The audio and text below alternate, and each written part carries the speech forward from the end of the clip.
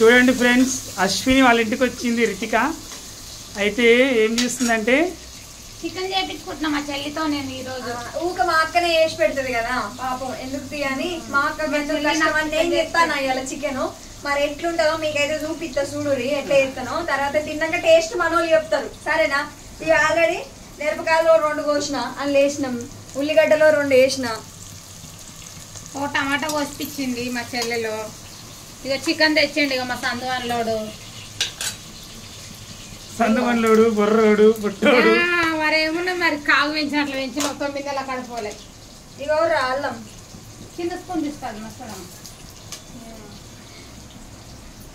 ఈయన మామిడి పండు ఎవరు ఎత్తుకుపోయి తింటివేం పాడు వెనక్కి. మళ్ళీ మా అబ్బగారు చెట్టుకోండి మామిడి పండు, అది కాయ కాదు. మా కారం కాయలు తెసి నా పిల్లల కోసం మక్క పెట్టుకొని తింటున్నాను. అల్లం పేస్ట్ ఎంత, 1 స్పూనా?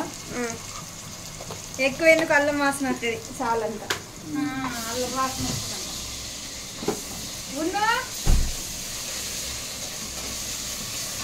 ఇప్పుడు చూడండి ఎట్లా రెడీ అయిందో మంచిగా.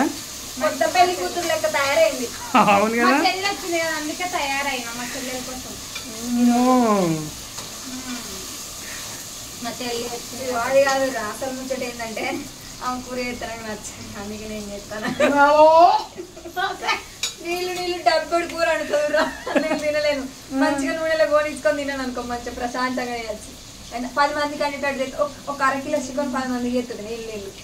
నువ్వు నా మీద ప్రేమతో వండుతున్నావని నేను మెచ్చుకుంటే కదా నేను ఇంత కుట్రవాడిని